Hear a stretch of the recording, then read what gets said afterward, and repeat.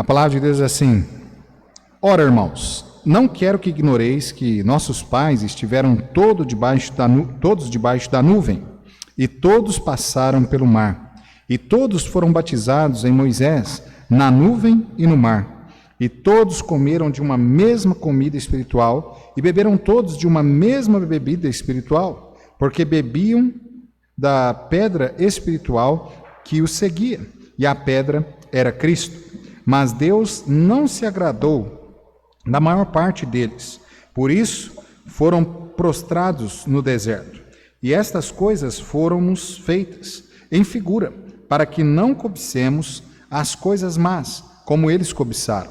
Não vos façais, pois, idólatras, como alguns deles, conforme está escrito: o povo assentou-se a comer e a beber, e levantou-se para folgar. E não forniquemos, como alguns deles fornicaram, e caíram num dia 23.000. E não tentemos a Cristo, como alguns deles também tentaram, e pereceram pelas serpentes. E não murmureis, como também alguns deles murmuraram, e pereceram pelo destruidor.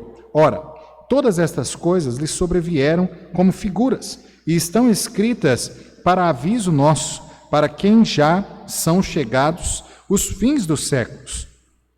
Aqueles, pois, que cuida estar em pé, olhe que não caia. Não venha sobre vós tentação, senão humana, mas fiel é Deus, que não vos deixará tentar acima do que podeis. Antes, com a tentação, dará também o escape, para que a possais suportar. Vamos orar. Senhor, nós te agradecemos pelo tempo qual o Senhor nos permitiu termos aqui em louvar ao seu santo nome. Ó Pai, o Senhor realmente é um Deus maravilhoso, um Deus, ó Pai, gracioso. O Senhor é o único Deus digno realmente de ser louvado, de ser adorado. E, ó Pai, nós te louvamos nessa noite. Nós, ó Pai, entoamos louvores ao teu santo nome. E nós rogamos, ó Pai, ao Senhor neste momento, que o Senhor, ó Pai, venha agora falar aos nossos corações. Fala, ó Pai, ao coração de cada um que está neste momento, ó Pai, ouvindo a minha voz, que o Senhor use, ó Pai, a mim como instrumento nas tuas santas mãos, para a honra e glória do teu santo e maravilhoso nome. Ó Pai, que eu possa ser, de fato, ó Pai, um instrumento, um canal de bênção, ó Pai, nas tuas mãos. Que da minha boca não saia a palavra do meu próprio entendimento, mas que tudo venha do trono da graça do nosso Senhor Jesus Cristo. E, ó Pai, nós suplicamos a Ti. Pedimos, ó Pai, também que o Senhor esteja abençoando, ó Pai, os demais irmãos que estão nos seus lares, que o Senhor, ó Pai, possa dar a eles também a força, ó Pai, espiritual que eles necessitam para passar por estes problemas que nós estamos atravessando, sem desanimar, ó Pai, da sua fé. Ó Pai, em nome de Jesus, nós pedimos com perdão dos nossos pecados. Amém. Muito bem, irmãos, nós vamos seguir dentro do mesmo assunto, né? Nós estamos chegando no fim, mas estamos aí vendo uma bateria de mensagens falando sobre caminhando, né, pelo deserto, e hoje nós vamos dar seguimento dentro deste tema central, mas nós estaremos tratando sobre as tentações no deserto. As tentações no deserto. Lembrando então que nós pegamos, né, a história, esta peregrinação, este caminhar pelo deserto, num sentido figurado que é a vida cristã.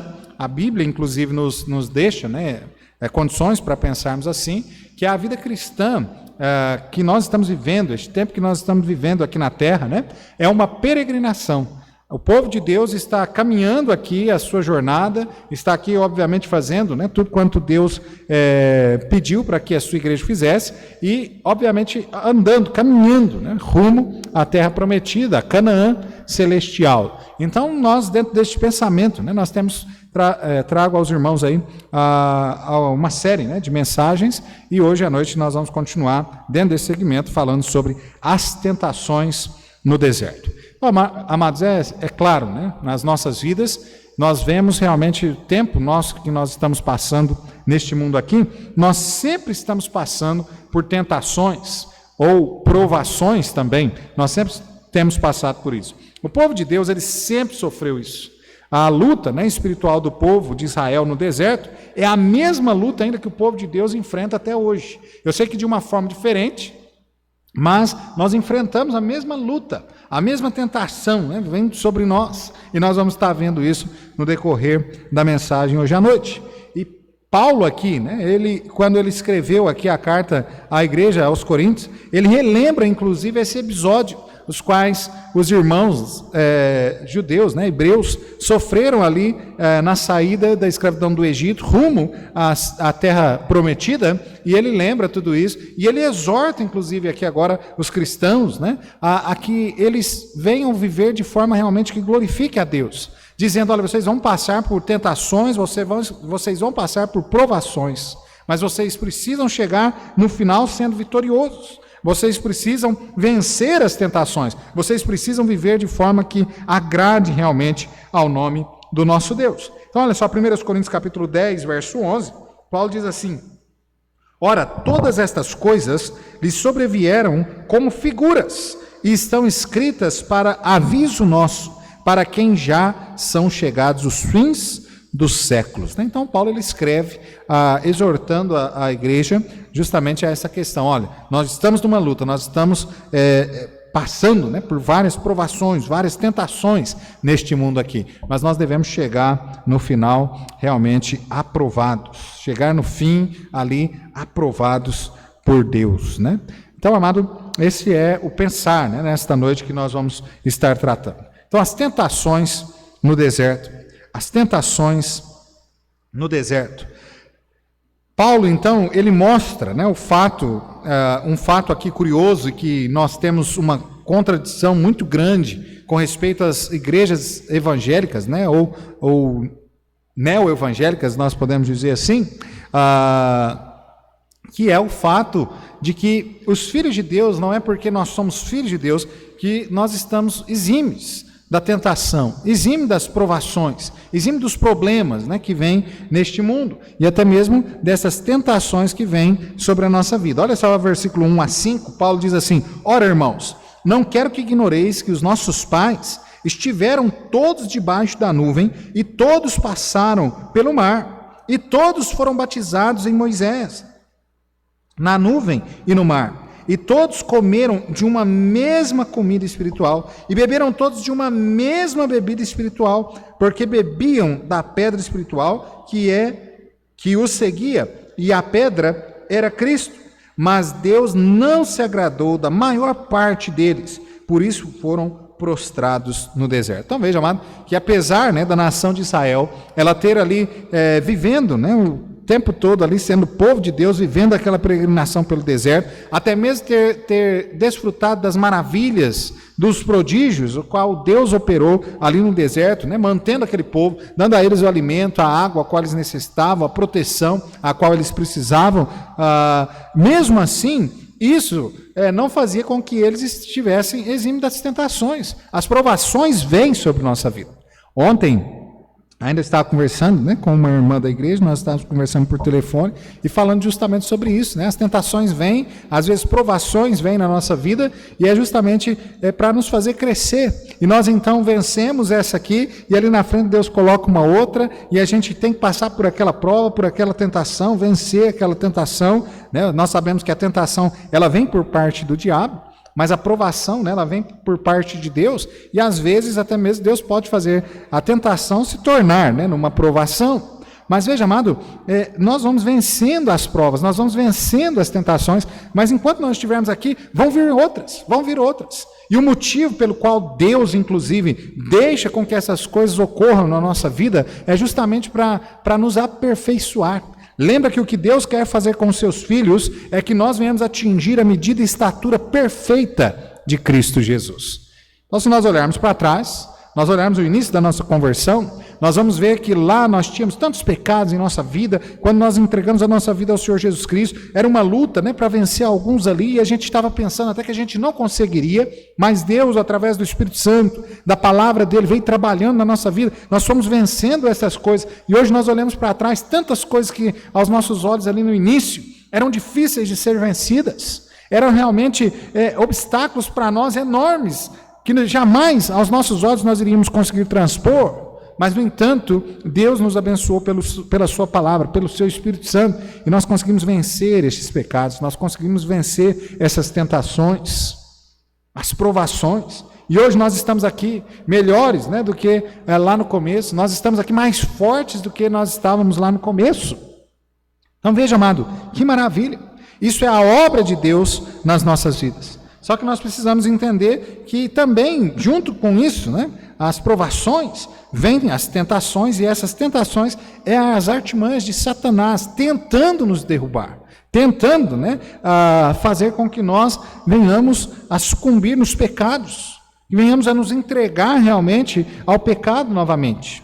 Mas não pode, né, não deve ser assim. Nós, os cristãos, devemos permanecer de pé, sendo vitoriosos em meio às tentações. Então, o povo de Deus no deserto, ele passou por experiências incríveis com Deus, mas mesmo assim, quando eles foram tentados, né, Paulo diz aqui no versículo 5, mesmo assim eles caíram. Por que eles caíram? Porque em alguns momentos das suas vidas, eles deixaram de olhar para Cristo. Eles deixaram de olhar para a palavra de Deus, eles começaram a olhar para as coisas deste mundo, eles começaram a desejar o pecado para si, e então assim, eles caíram no pecado. Olha que tristeza. A nossa vida às vezes é assim. Às vezes nós tiramos os olhos, né, de Cristo Jesus, nós tiramos os olhos da palavra de Deus, e nós sofremos por isso. Nós caímos no pecado, e há um sofrimento, obviamente. Todo pecado, né, tem a sua consequência. Ainda que nós sabemos que Deus pagou o preço de todos os nossos pecados na cruz do Calvário, mas os nossos pecados têm consequência.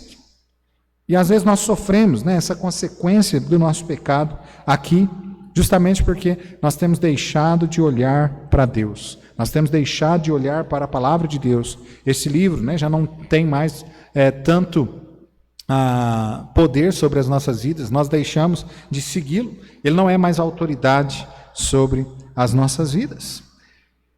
Então, amado, aquele povo, né, eles caíram em várias tentações pelo deserto. E quais foram essas tentações que o povo sofreu? Quais foram os pecados que eles cometeram?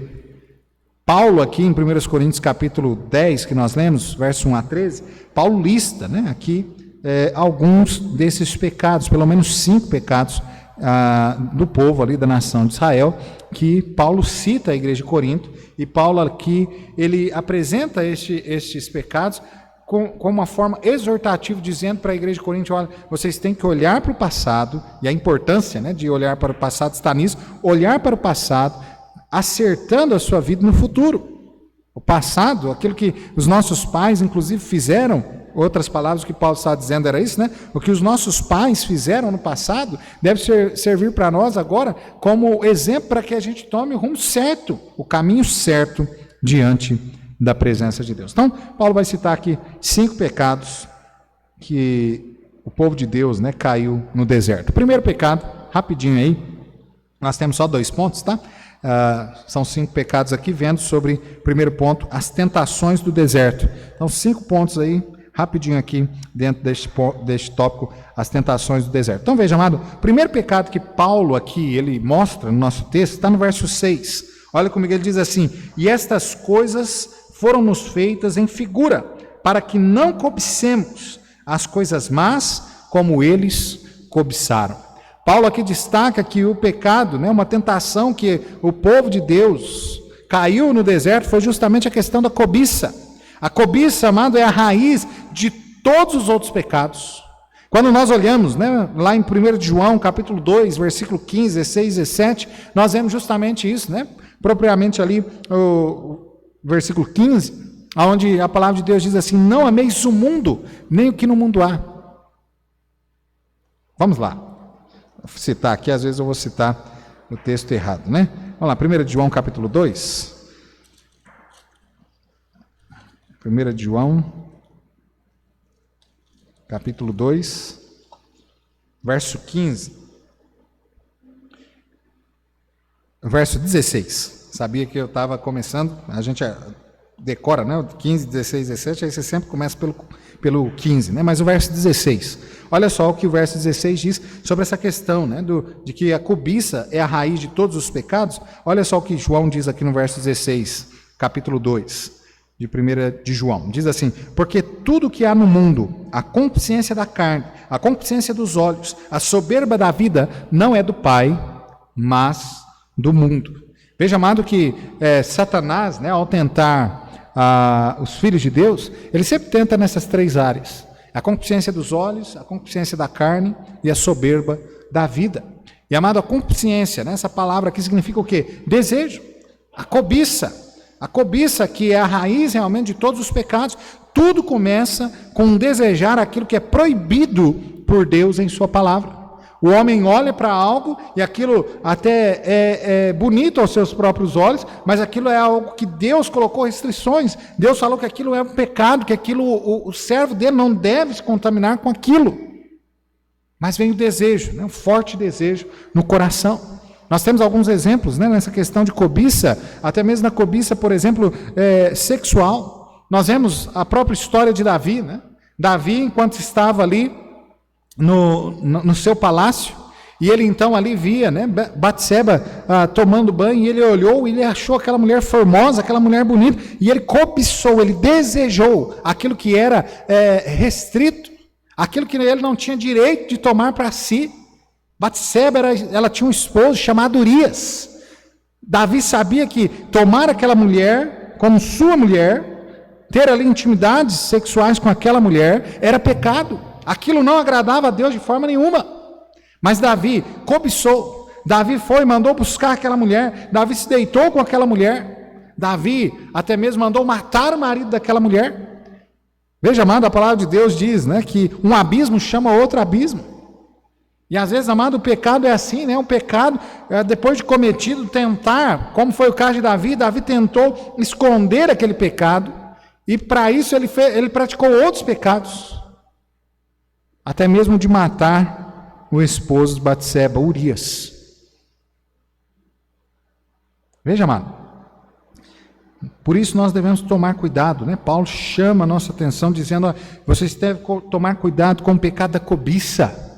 Muitos daqueles que saíram do Egito não entraram, não chegaram na terra prometida por conta dos pecados dos quais eles cometeram na jornada. Lembra que houve um preço por eles pagarem ali, justamente, uns pagaram com as suas próprias vidas. E amado, há um preço, ou melhor, há uma consequência nos pecados que nós cometemos nesta vida aqui.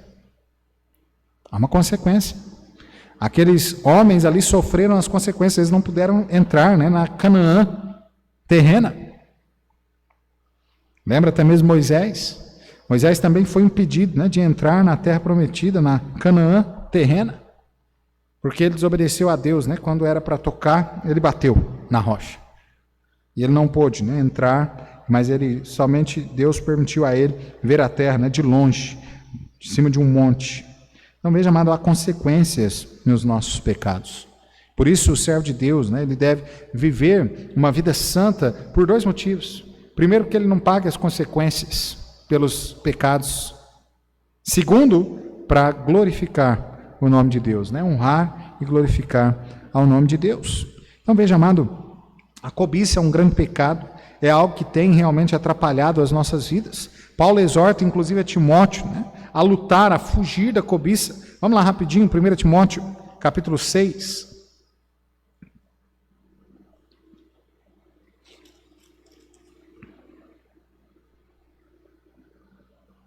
Verso 10 e 11.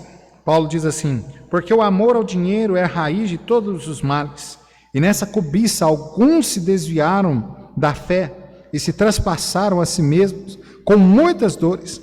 Mas tu, ó homem de Deus, foge destas coisas e segue a justiça, a piedade, a fé, o amor, a paciência, a mansidão. Veja, amado, Paulo exortando ao jovem Timóteo, né, justamente a fugir dessa questão da cobiça.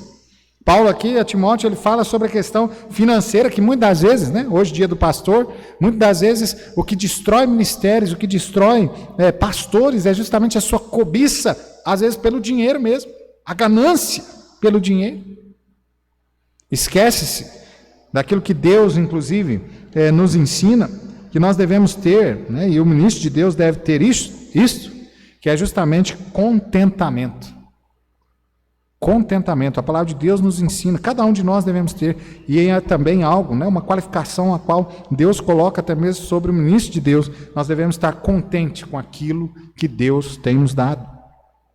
Nós não podemos ser soberbos, né, cobiçosos. Então, amada, a cobiça é um pecado, né, que atinge várias áreas, e nós devemos tomar cuidado, né, para que nós não venhamos cair neste pecado da cobiça.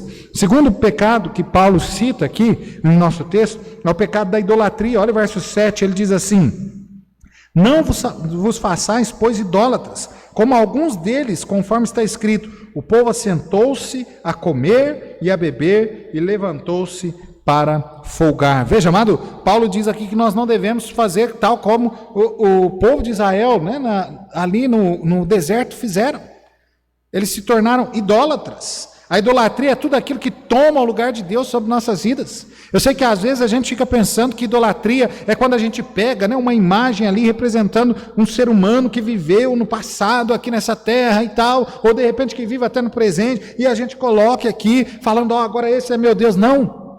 A idolatria vai além disso. Idolatria é tudo aquilo que tira o lugar de Deus na nossa vida. Deus deve estar em primeiro lugar na nossa vida. Se no momento, na minha vida, eu deixo de repente de vir à igreja, até mesmo aqui pegar alguns, né? Eu sei que agora a gente não tem esse problema, por conta que todos estão em casa, né? Então você não vai vir na igreja mesmo, por conta dessa pandemia. Mas deixa eu então mudar aqui, contextualizando para esse momento que nós estamos vivendo. De repente você deixa de acompanhar o culto no horário qual ele está sendo transmitido, porque eu vou assistir a novela, eu vou assistir o futebol, eu vou fazer tal coisa, depois eu vou assistir. Eu sei, amado, graças a Deus, né? O culto fica aí gravado, a pessoa pode vir assistir de novo, se ela quiser.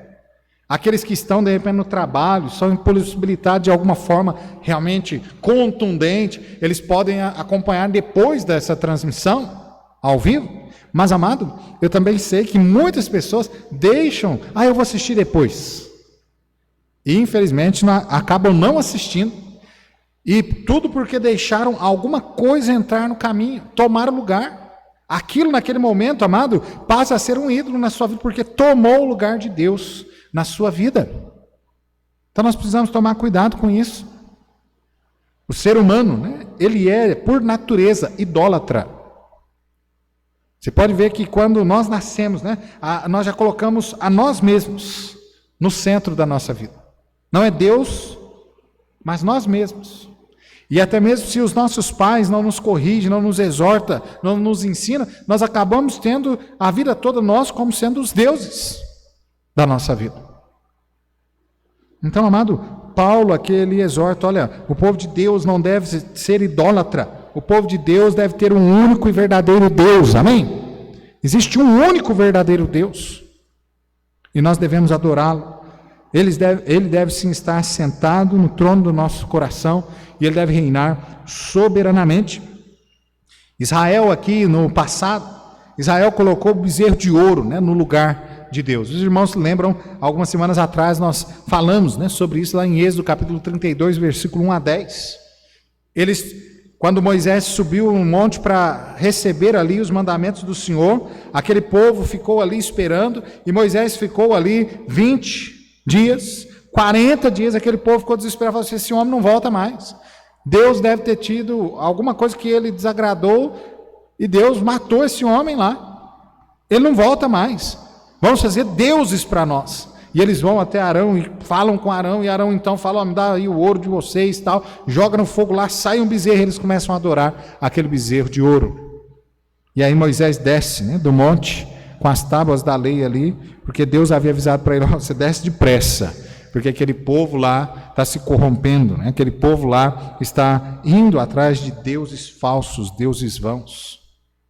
Veja, amado. E por conta daquilo, né, a idolatria ali daquele povo, houve grande sofrimento. Pessoas morreram, inclusive, por conta daquela idolatria. Então a idolatria é uma tentação diária para cada cristão. É uma tentação na nossa vida, amado. É porque muitas vezes nós não estamos tendo a visão correta bíblica sobre o que é idolatria. Mas nós temos aí um problemão. Às vezes, né, nós temos de ler a Bíblia, tal, colocamos lá um horário para ler a Bíblia e de repente, hoje eu estou tão cansado, eu não vou ler não. Nós estamos aí colocando nosso bem-estar, vamos dizer assim, nosso descanso acima de Deus. Nós sabemos que a nossa obrigação é ter, né, um relacionamento, cultivar um relacionamento diário com Deus. Então, amada, a idolatria é uma tentação diária para o crente. Há muitas coisas querendo tomar o lugar de Deus na nossa vida, nós precisamos tomar cuidado com isso. João, né? 1 João capítulo 5, versículo 21, João diz assim: filhinhos, guardai-vos dos ídolos. Há uma exortação, guardai-vos da idolatria, guardai-vos dos ídolos. Nós precisamos, né, nos guardar. Há algum tempo, né, atrás, quando morava em Franca, nós tínhamos um irmão na igreja, que o ídolo dele era o futebol. Ele não ia nos cultos pela manhã, na escola bíblica dominical, porque ele tinha que jogar bola. Era o ídolo dele. Era o ídolo. Então, amado, nós devemos pensar, meditar cada um de nós nessa noite. O que tem sido os ídolos da nossa vida? E ao identificarmos esses ídolos que nós estamos tendo da nossa vida, tirar eles todos fora. E realmente colocar Deus reinando soberanamente sobre as nossas vidas. Não deixe com que nesta vida aqui, as tentações da idolatria tomem conta da sua vida, que atrapalhe o seu contato com Deus. Olha o que Paulo exorta aqui em 1 Coríntios capítulo 10, versículo 14, Paulo diz assim: portanto, meus amados, fugi da idolatria. O que nós devemos fazer é fugir da idolatria. Assim como Paulo exortou lá a Timóteo também a fugir da cobiça, Paulo aqui agora exorta também a igreja de Corinto a fugir da idolatria. Então veja, amados, os pecados que aquele povo caiu no deserto: a cobiça, a idolatria. Terceiro, a imoralidade. Olha o versículo 8, diz assim: e não forniquemos, como alguns deles fornicaram, e caíram num dia 23.000. Veja, amado, a imoralidade. Isto é a prática de pecados relacionados à vida sexual e de várias espécies. Imoralidade. Hoje, quando estávamos aqui preparando, né, para o culto, transmissão, né, deste culto, ao abrir lá a internet para a gente começar a transmitir, a gente vendo, né, ali sendo transmitido imoralidade. Algo realmente que Deus não se agrada. De repente, na hora que você acessou, você viu o que eu estou falando. Então veja, amado, a imoralidade sexual, ela é um problema, é um pecado, e que nós temos de abandonar isso. E muitas das vezes isso está entrando por dentro da igreja, a imoralidade sexual. E entra de várias formas. Entra nos relacionamentos, né, de jovens que estão namorando, estão tendo o seu relacionamento ali cheios de imoralidade, cheio daquilo que Deus não agrada. Há também, até mesmo dentro dos relacionamentos que são relacionamentos corretos de pessoas casadas direitinho no papel, mas que também estão envolvidos aí no seu relacionamento com imoralidade. Veja, amado, que nem tudo que este mundo faz com respeito à sexualidade é lícito também para o cristão fazer. Imoralidade é um pecado. A imoralidade tem invadido as igrejas, a vida do povo. A pureza, a castidade, a fidelidade conjugal tem sido bombardeado pelo inimigo, e muitas das vezes os cristãos têm caído nessa, né? Veja, amado, o jovem deve chegar a se casar, né, virgem. É o que a palavra de Deus nos diz. Este jovem deve ter relacionamento somente com a sua esposa legítima. Fora disso é pecado. Fora disso é o que Paulo está dizendo aqui, isso é fornicação. São pecados que não são pecado, e isso não agrada ao nome do nosso Deus. Imoralidade. Quarto pecado que Paulo nos diz aqui, que o povo tinha caído, né, nessa tentação, na caminhada pelo deserto. Eles tentaram a Deus. Olha o versículo 9, diz assim: e não tentemos a Cristo, como alguns deles também tentaram e pereceram pelas serpentes. O que é este pecado de tentar a Deus? Tentar é a mesma coisa que testar a Deus. É um ato judicial acusatório contra Deus. Os irmãos se lembram, né? No caso de Israel, isso aconteceu várias vezes na peregrinação pelo deserto. O começo foi lá em Refidim, quando o povo estava com sede. Os irmãos se lembram? Vamos lá rapidinho. Êxodo, capítulo 17, Êxodo 17, verso 7. Êxodo 17, verso 7. O povo aqui estava com sede, e olha só, o povo tentando a Deus, né? Olha só, e chamou aquele lugar Massá e Meribá, por causa da contenda dos filhos de Israel, porque tentaram ao Senhor, dizendo: está o Senhor no meio de nós ou não? Aquele povo estava com sede, a falta de água fez com que eles acusassem a Deus, como se Deus tivesse libertado eles da escravidão do Egito, mas que agora não teria cuidado suficiente para levá-los até a terra a qual ele prometeu. E agora o povo olha nessa situação, com a falta de água, eles falam assim: será que Deus realmente está conosco ou não? Isso é tentar a Deus, isso é acusar a Deus injustamente. Depois nós pegamos Números, capítulo 21, vamos lá, Números 21. O verso 1 a 6, Números 21, verso 1 a 6, diz assim: ouvindo Cananeu, rei de Arad, que habitava para o lado sul, que Israel vinha pelo caminho dos espias, pelejou contra Israel e dele levou alguns prisioneiros.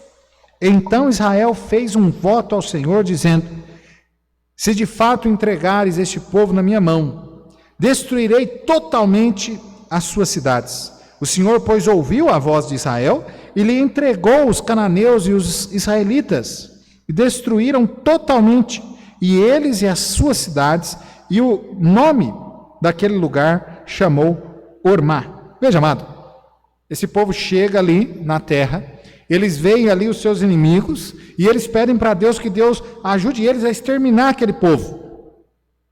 E Deus então coloca a sua mão, Deus ouve ali a petição daquele povo, do povo de Deus ali, né, de Israel, e Deus então vai com eles a peleja, e então dá a eles a vitória.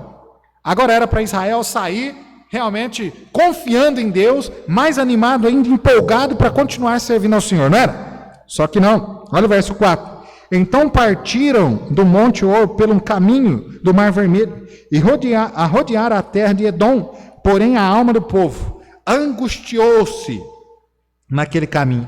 E o povo falou contra Deus e contra Moisés: por que nos fizeste subir do Egito para que morrêssemos neste deserto? Pois aqui nem pão, nem água há, e a nossa alma tem fastio deste pão tão vil. Então Jesus mandou entre o povo serpentes ardentes que picaram o povo, e morreu muita gente em Israel. Veja, amado, o povo aqui, mais uma vez, tentando Deus. Eles acabaram de ver Deus dando a eles a vitória sobre aquelas nações, e agora eles subindo ali, tal, continuando a caminhada, eles agora voltam para Deus, né, se iram contra Deus, dizendo: olha, será que Deus, né, Ele realmente está conosco? Ele nos tirou de lá para nos matar aqui nesse deserto de fome e de sede. Acusando Deus. Amado, Deus, né, jamais pode ser acusado. Aquilo que Ele prometeu, Ele sempre cumpre. E Ele vai cumprir sempre. Nós não podemos esquecer disso. Eu sei que há algumas religiões aí que ficam colocando palavras, né, na boca de Deus. Por exemplo, a questão da própria prosperidade. Falando que, olha, que Deus, Ele vai fazer todo mundo próspero. Deus nunca prometeu isso nas Sagradas Escrituras. Nesta vida aqui, não. Nunca. Outros dizem que, olha, o crente jamais pode passar por problemas. Não é isso que nós temos visto aí durante esses domingos, né, que nós estamos estudando esse tópico, né, falando sobre caminhando pelo deserto. Nós vemos que o servo de Deus sofre sim, que essa teologia triunfalista é uma heresia. Que nós vamos passar por problemas, nós vamos passar por dificuldades sim. E amado, mas nós podemos confiar inteiramente em Deus.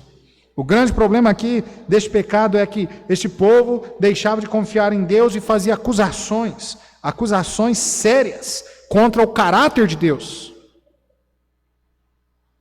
E amado, Deus não deixa manchar seu caráter de forma alguma. E nós vimos aí, inclusive, né, aqui em Números capítulo 21, versículo 6, que nós lemos, nós vimos que Deus ali, ele então se revolta contra aquela atitude do povo e ele envia serpentes, e as serpentes para matar aquele povo por conta da acusação grave a qual eles estavam fazendo sobre o caráter de Deus. O que Deus promete, ele cumpre. O que ele promete, ele cumpre. Pecado, né, de tentar a Deus. Esta foi uma tentação também que Jesus passou. Os irmãos se lembram? Vá comigo lá em Mateus capítulo 4, a tentação do nosso Senhor Jesus. Mateus capítulo 4. Satanás o tentou desta forma. Olha o verso 5 a 7. Mateus 4, 5 a 7. Diz assim: Então o diabo transportou a cidade santa e colocou sobre o pináculo do templo e disse-lhe: Se tu és o Filho de Deus, lança-te daqui abaixo, porque está escrito que aos teus anjos dará ordem a teu respeito e tomar-te-ão nas mãos, para que nunca tropeces com o pé em alguma pedra. E disse-lhe Jesus, também está escrito: Não tentarás o Senhor teu Deus. Não tentarás o Senhor teu Deus. A ideia ali era fazer com que Jesus, né, Satanás queria que Jesus caísse na tentação de mostrar o seu poder, de mostrar ali se realmente ele era poderoso ou não. Mas Deus, ele não precisa, né, mostrar nada a ninguém. Nada a ninguém. Ele é poderoso, né, em si mesmo.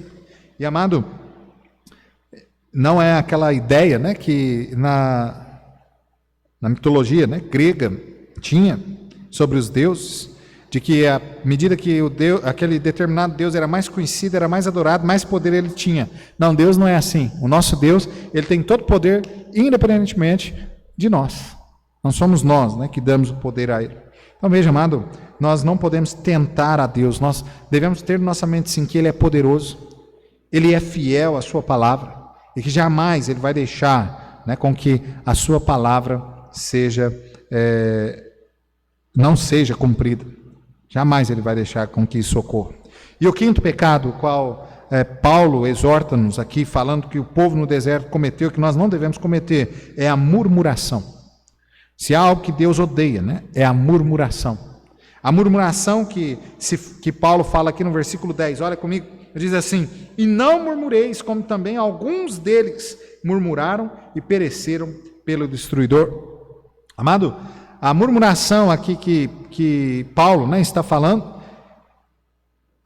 é aquela murmuração que aconteceu, né, com Coré, Datã e Abirão, com respeito a Moisés, em Números capítulo 16, quando eles se levantaram contra a liderança fiel de Moisés, e eles então queriam até mesmo ter a sua própria liderança, né? Levantaram ali um clã contra Moisés, e até mesmo queria, basicamente, a ideia ali era de tomar mesmo a liderança total do povo. Era isso que ele queria. E mostrar para o povo, né, um pensamento que não morreu até hoje, há algumas pessoas assim pensando, que olha, não existe negócio não, que Deus colocou lideranças especiais sobre a igreja. Não, Deus não colocou nada disso não, todo mundo é igual, né? A ideia ali de que Moisés, Arão não eram pessoas consagradas nada a Deus, que todo mundo poderia fazer o que quisesse.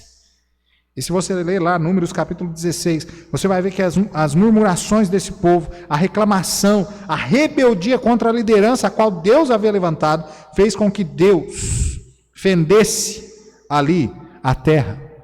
E que todo aquele povo, aquelas famílias que se revoltaram ali contra Moisés, fossem engolidas vivas, né? A palavra de Deus nos diz a respeito disso. Vamos ler, lá em Números capítulo 16, Números 16, 32 e 33. A gente lê, fica melhor, né? Veja que esse povo se levantou, revoltou-se contra a liderança a qual Deus havia instituído ali, murmurando contra aquela liderança, murmurando. Obviamente, se é uma liderança fiel, você murmura contra aquela liderança, você está murmurando contra o próprio Deus. Esse é o grande problema que tinha ali. Moisés estava sendo fiel a Deus, estava levando aquele povo realmente ao caminho ao qual Deus havia mandado. E aquele povo murmurando contra Moisés estava murmurando contra o próprio Deus. Então o próprio Deus se levanta e encarrega de defender a liderança de Moisés. Olha, Números 16, 32 e 33. Diz assim: e a terra abriu a sua boca e os tragou com as suas casas, como também a todos os homens que pertenciam a Coré e a todos os seus bens. E eles e tudo o que era seu desceram vivos ao abismo, e a terra os cobriu e pereceram no meio da congregação. Amado, a terra abriu e aqueles homens desceram vivos ao inferno, desceram vivos ao abismo. Amado, tudo isso era a mão de Deus ali contra eles, por conta do pecado de murmuração, de rebeldia contra a liderança, a qual Deus havia levantado. Então veja, amado, um pecado. São pecados que Paulo aqui no capítulo 10 de 1 Coríntios olha para nós e diz assim: olha, vocês vão passar nesta peregrinação, nesta vida aqui, vocês vão passar por tentações como o povo do deserto passou. Mas vocês, olha, preste atenção no que eu vou dizer para vocês, fuja dessas tentações, viva realmente uma vida santa, uma vida que honra, glorifica ao nome do nosso Deus. Então veja, amado, há tentações no deserto. Nós passamos por diversas tentações nesta vida aqui. E Paulo, ele não deixa a coisa aí acabar assim, mas ele ensina-nos como que nós conseguimos vencer essas tentações. Então veja, nós vimos as tentações que nós vamos passar nesta vida aqui, e agora Paulo fala como nós devemos proceder para vencer estas tentações. Versículo 11 a 13, nós encontramos a estratégia para vencermos a tentação. Olha comigo mais uma vez aí, verso 11, verso 10 a 13.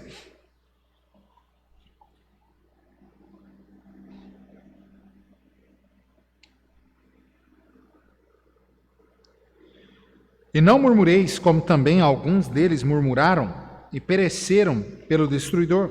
Ora, todas estas coisas lhes sobrevieram como figuras, e estão escritas para aviso nosso, para quem já são chegados os fins dos séculos. Aquele, pois, que cuida estar em pé, olhe que não caia. Não venha sobre vós tentação senão humana, mas fiel é Deus, que não vos deixará tentar acima do que podeis. Antes, com a tentação, vos dará também o escape, para que a possais suportar. Então, olha aqui, Paulo aqui, ele fala sobre a estratégia para como nós podemos vencer o pecado, e ele dá aqui a nós a forma, a qual nós podemos vencer, e ele destaca isso em 3 pontos aí que nós vamos ver rapidinho. Primeiro, ele fala sobre a forma que nós temos para vencer as tentações, é justamente nos apegar à palavra de Deus. É o que ele disse aí no versículo 11. Ora, todas essas coisas lhes sobrevieram como figuras, está escrito para aviso nosso, para quem já são chegados os fins dos séculos. Veja, amado, que Paulo aqui ele coloca em primeiro lugar a palavra de Deus. Amado, é na palavra de Deus que nós, os cristãos, vamos entender sobre aquilo que é pecado e aquilo que não é pecado. É na palavra de Deus que nós vamos aprender a discernir sobre o que é pecado, sobre o que não é pecado. É na palavra de Deus que nós vamos entender também sobre o que nós devemos fazer para vencer determinados pecados. Quando nós lemos a palavra de Deus, até mesmo decoramos versículos, e aí então nós chegamos diante ali do tentador, e Satanás nos tenta nesses pecados, aí o Espírito Santo vai fazer-nos lembrar da palavra de Deus, até mesmo daqueles textos os quais nós decoramos, para que nós venhamos vencer a tentação. Não foi assim que Jesus venceu a tentação? Em Mateus capítulo 4? As 3 vezes as quais Satanás tentou o nosso mestre, Jesus venceu com a palavra. Jesus citou a palavra. Satanás disse, olha aqui, tu és o Filho de Deus, manda que essas pedras se transformem em pão. Logo Jesus respondeu, nem só de pão viverá o homem. Ele citava um versículo. Outra vez, Satanás olha para ele e fala assim, olha, está vendo todos esses reinos da terra? Tudo isso eu te darei se prostrado me adorares. Jesus vence mais uma vez com a palavra, ele diz assim, adorarás somente ao Senhor teu Deus.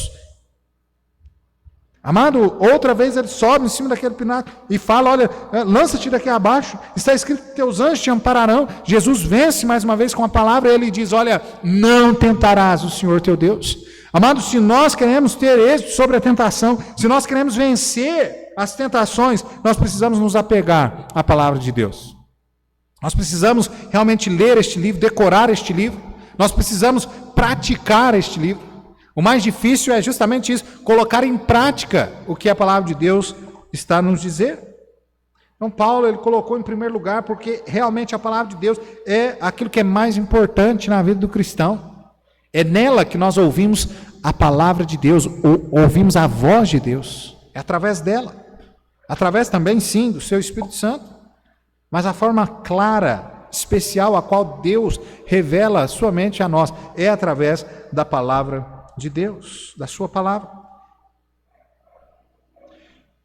Tanto Paulo aqui, ele fala que esse registro, deste texto é para alertar a não praticarmos esses pecados. A palavra de Deus, ela serve para nos orientar, para nos exortar, para nos alertar. Romanos capítulo 15, versículo 4, diz que a palavra de Deus, ela é um instrumento de ensino nas nossas vidas. Vamos lá, Romanos 15, algumas páginas para trás, 15, verso 4. Romanos 15, 4 diz assim: porque tudo que dantes foi escrito, para nosso ensino foi escrito, para que pela paciência e consolação das Escrituras tenhamos esperança. Veja, amado, a palavra de Deus é uma fonte de ensino para nós, é uma fonte de conhecimento. Nós precisamos usar a palavra de Deus, inclusive, como armadura nesta batalha a qual nós travamos contra o mal, nesta luta que nós vamos estar tendo contra as tentações. Olha lá Efésios capítulo 6. Efésios 6. Nós estamos terminando. Efésios 6, versículo 10 a 20. Paulo aqui descreve a armadura espiritual do crente. Olha o que ele diz aqui: no demais, irmãos meus, fortalecei-vos no Senhor e na força do seu poder. Revesti-vos de toda a armadura de Deus, para que possais estar firmes contra as astutas ciladas do diabo. Porque não temos que lutar contra a carne e o sangue, mas sim contra os principados, contra as potestades, contra os príncipes das trevas deste século, contra as hostes espirituais da maldade nos reinos celestiais. Portanto, tomai toda a armadura de Deus, para que possais resistir no dia mau, e havendo feito tudo, ficai firme. Estai, pois, firmes, tendo cingido os vossos lombos com a verdade, e vestido a couraça da justiça, e calçados o pé na preparação do evangelho, tomando sobretudo o escudo da fé, com o qual podereis apagar todos os dardos inflamados dos inimigos, do maligno. Tomai também o capacete da salvação e a espada do Espírito, que é a palavra de Deus, orando em todo tempo, com todo o coração e súplica no Espírito, e vigiando nisto com toda perseverança e súplica por todos os santos, e por mim, para que me seja dado no abrir da minha boca a palavra com confiança, para fazer notório o mistério da palavra, pelo qual sou embaixador em cadeias, para que possa falar dele livremente, como me convém falar. Veja, amado, Paulo aqui exorta-nos que na batalha nós devemos estar armados, com a armadura cristã. E esta armadura, um dos componentes ali, o qual ele cita, é essencial, se não principal, para o crente, é justamente a palavra de Deus. A palavra de Deus. Então nós precisamos realmente buscar ter contato com a palavra de Deus. Jesus usou as Escrituras, e se o nosso mestre, Jesus, sendo Deus, teve o cuidado de estar em atitude de relacionamento com o Pai, através da palavra, através de uma vida de oração, nós que somos pecadores miseráveis, também precisamos ter ainda mais relacionamento com o nosso Deus, desenvolver ainda muito mais um relacionamento com Deus do que o nosso mestre fez. Também nós precisamos reconhecer a nossa dependência da graça. Se nós queremos vencer as tentações, nós precisamos reconhecer que nós somos dependentes da graça de Deus. Olha aí no versículo 12 do nosso texto de 1 Coríntios, diz assim: aquele, pois, que cuida estar em pé, olhe que não caia. Amado, não fique você achando que você tem força para resistir tudo. e que nunca vai acontecer com você. Para resistir à tentação, nós precisamos de humildade. Nós não podemos achar que aquilo que ocorreu com outra pessoa jamais vai acontecer com a gente. Eu já conversei com pessoas assim, né, que às vezes a gente vai exortar sobre algo e a pessoa olha e fala assim: não, mas isso nunca vai acontecer comigo. Não, eu tô bem espiritualmente, eu não vou cair nisso não. Olha, o que a palavra de Deus diz: olha, aquele que está em pé, olhe que não caia, cuide para que não caia. O grande problema de muitas das vezes nós acharmos que nós somos fortes demais e que nós não vamos cair nunca, é que na maioria das vezes nós abaixamos a guarda. E aí, amado, às vezes a guarda baixa é fatal. Quando meu pai era vivo, né, nós assistíamos muito luta de boxe. Ele gostava demais. E às vezes a gente via, né, ali um oponente ali, desafiante ali, e ele então era fortão e tal, tinha ganhado vários títulos, várias lutas, e de repente vinha aquele outro, né, que ia lutar contra ele ali, um lutador de menor expressão, e aquele homem ali que já tinha ganhado tantas lutas, às vezes ele baixava na sua arrogância, ele abaixava ali a guarda, e ele começava a brincar só que de repente entrava um direto, né? E, amado, aquela pessoa, né, aquele lutador caía no chão, era nocaute. E às vezes a nossa vida cristã é assim. Nós estamos achando que nós estamos tão fortes espiritualmente. Não, que a gente não vai cair em pecado nenhum. E aí a gente abaixa a guarda. A gente não toma mais os cuidados, as precauções para não cair no pecado. E aí é onde nós caímos. Então, amado, reconheça a sua dependência da graça de Deus. Somente Deus é quem nos mantém de pé. Isso é real. Se nós não estivermos realmente firmados na sua palavra, em comunhão com Deus, nós vamos cair constantemente. Mas se nós estivermos ali, buscando as forças, né, no Senhor, cultivando esse relacionamento com o Senhor, nós seremos sim fortes. Fortes e humildes.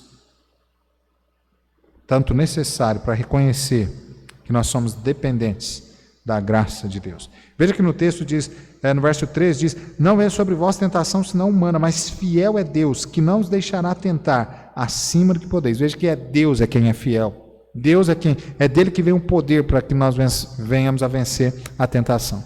Não é de nós mesmos. Então nós não podemos achar de maneira nenhuma que nós estamos tão fortes que jamais nós vamos cair. A palavra de Deus diz lá em Provérbios, capítulo 16, versículo 18, que a soberba ela precede a ruína. Vamos lá rapidinho, Provérbios 16, verso 18. Provérbios 16, 18. A palavra de Deus diz assim: a soberba precede a ruína, e a altivez do espírito precede a queda. Assim como aquele boxeador, né, achando que não iria cair, caiu, assim também nós, achando que nós estamos tão fortes que nós não precisamos nem tomar cuidado, nós vamos cair também. Então nós precisamos entender que a graça de Deus é que nos mantém de pé. É Ele quem nos fortalece. E é nele que nós devemos buscar essa força. Somente a graça de Deus é que nos mantém de pé. Terceiro,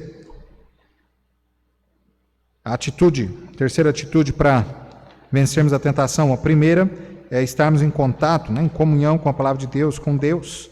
A segunda é reconhecer a nossa total dependência da graça de Deus. E a terceira e última é resistir à tentação. Versículo 13. Não venha sobre vós tentação, senão humana, mas fiel é Deus que não vos deixará tentar acima do que podeis. Antes, com a tentação, dará também um escape, para que a possais suportar. Este versículo é uma síntese preciosa, ensinando as três maravilhosas lições. Primeira lição aqui, que a tentação é algo natural na vida do cristão. Ser tentado faz parte da nossa condição humana. Nós vamos ser tentados diariamente. Nós vamos ser tentados. E, amado, nós precisamos entender isso. Paulo aqui nos ensina isso. Não venha sobre vós tentação, mas essa tentação, ela é humana. Ou seja, são tentações que vai vir sobre a nossa carne, sobre os nossos desejos carnais, e que nós vamos ter condições, Deus vai nos dar condições de estarmos realmente aqui, com força suficiente para vencê-las. Então Deus nunca vai nos tentar acima do que nós podemos. Então veja isso. A tentação é algo natural na vida do crente. Segundo, Deus não permite que nós sejamos tentados acima da nossa capacidade de resistir, acima da nossa capacidade de vencer. Olha aí, o verso diz: mas fiel é Deus que não vos deixará tentar acima do que podeis. Acima do que podeis. Nós somos tentados na medida a qual nós temos sim força para justamente vencer. Deus não vai deixar de maneira nenhuma com que chegue tentação a qual nós não temos força para passar sobre elas. Então ninguém também vai poder chegar diante da presença de Deus dizendo assim: olha, eu caí naquela tentação porque ela era muito forte para mim, eu jamais iria conseguir. Porque Deus não permite que tentações acima da nossa força cheguem até nós. E terceira e última lição que ele nos ensina aqui no verso 13 é que Deus ele sempre vai dar a nós um meio de escape. Sempre. Quando vem a tentação, Deus abre uma porta de escape. Olha, o texto diz aí: antes com a tentação dará também um escape, para que a possais suportar. Para que a possais suportar. Nós precisamos entender, né, que na tentação nós devemos olhar para outras direções. É isso que a palavra de Deus nos ensina aqui. Às vezes na maioria das vezes, né, a tentação está diante de nós. Se nós ficarmos olhando para ela, pode ser que nós venhamos sucumbir a essa tentação. Mas se nós desviarmos o olhar, nós vamos identificar a porta de escape a qual Deus tem para nós. Ou seja, deixamos de olhar ali e olhamos para a palavra de Deus. Olhamos para a vontade de Deus na nossa vida. E nós vamos assim conseguir vencer as tentações. Jesus diz também que o meio de resistir à tentação é a vigilância acompanhada de oração. Os irmãos se lembram lá, texto bem conhecido, Mateus 26, 41, diz: vigiai e orai para que não entreis em tentação. Na verdade, o espírito está pronto, mas a carne é fraca. Lembra? Nós já mencionamos um pouco acima, né, a respeito disso. Amado, falando justamente sobre que, olha, nós precisamos estar vigiando, nós precisamos estar em oração, comunhão com Deus. Vigiar, vigiar. Veja também, amado, que a palavra de Deus nos exorta até mesmo a fugir da aparência do mal. Da aparência do mal. Então, amado, se aquilo aparenta ser algo que não vai ser bom para mim, é que eu devo fugir, correr daquilo. Fugir. Nós lembramos aqui, né, da vida de José. Lembra José, a sua senhora ali, desejava, né, deitar-se com ele, e ele então, várias vezes falando para ela que não era lícito ele deitar com ela, ela era mulher de seu patrão, mas um dia ela arquitetou, né, ela teve todas as artimanhas ali, dispensou todos os servos da casa, e ela então ali buscou o jeito de ficar sozinha com José, e puxando de José, né, dizendo: deita-te comigo, deita-te comigo. E José, o que ele fez? Ele fugiu da tentação. É fugir mesmo. Fugir. Ele até mesmo deixou a sua capa para trás, nós conhecemos a história, né? Depois, por conta dessa capa, ela disse que ele havia tentado forçar, deitar-se, né, com ela, e ele foi preso por conta dessa acusação injusta, essa difamação. Viveu ali um tempo preso.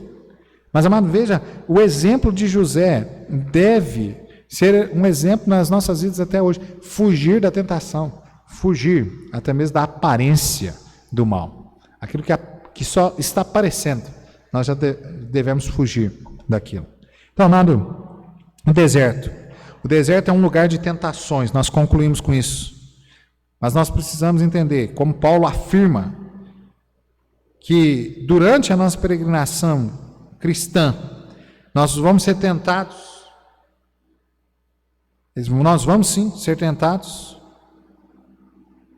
Tentados nessas coisas ilícitas, proibidas pelo próprio Deus, mas nós devemos ficar atentos à palavra de Deus. Nós devemos buscar correr, fugir de tudo isso. Nós devemos realmente buscar agradar, glorificar ao nosso Deus. Deus perdoa, amado, os pecados. 1 João 1,9 diz: a saberes com tua boca confessares ao Senhor Jesus e em teu coração creres que Deus ressuscitou. Perdão, irmãos. 1 João 1,9, né, diz: se confessarmos os nossos pecados, Ele é fiel e justo para nos perdoar os pecados e nos purificar de toda injustiça. Veja, amado, Deus, Ele perdoa pecados, mas o que Ele está esperando de nós, os seus filhos, é que nós venhamos evitar os pecados e obedecer a sua palavra.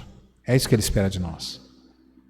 Ele sim é perdoador, Ele é misericordioso, Ele está sempre pronto para perdoar os nossos pecados, mas Ele espera que nós venhamos fugir dos pecados. É isso que Ele espera de nós, ok? Vamos orar. Santíssimo Deus e Pai, Senhor, nós te agradecemos mais uma vez pela oportunidade a qual o Senhor nos deu de cultuarmos ao seu santo nome, pela oportunidade que o Senhor nos deu, ó Pai, de aprendermos mais da sua palavra. E, ó Pai, sabemos que nesta vida que tantas vezes nós temos sido tentados, algumas das tentações nós temos cedido a elas, outras, ó Pai, o Senhor tem nos abençoado, nos agraciado com a vitória. Aquelas que nós caímos, ó Pai, não é por culpa do Senhor, é por culpa nossa mesmo. Do distanciamento que muitas das vezes nós mantemos do Senhor, da Tua palavra, um relacionamento sincero com o Senhor. Mas nós suplicamos, ó Pai, ao Senhor, o Senhor perdoa os nossos pecados. Ajuda-nos, ó Pai, nesta vida, que nós possamos, de fato, fugir da tentação, vencer aquelas todas que vierem sobre nós. E, ó Pai, que o Senhor, ó Pai, fortaleça o nosso espírito, o espírito, ó Pai, de cada um da Tua igreja, de forma que nós possamos viver vidas santas, que honram, glorificam o Seu santo nome, que nós possamos cumprir com os Teus propósitos. Porque nós sabemos, ó Pai, que o Senhor vai usar poderosamente aqueles que se santificam.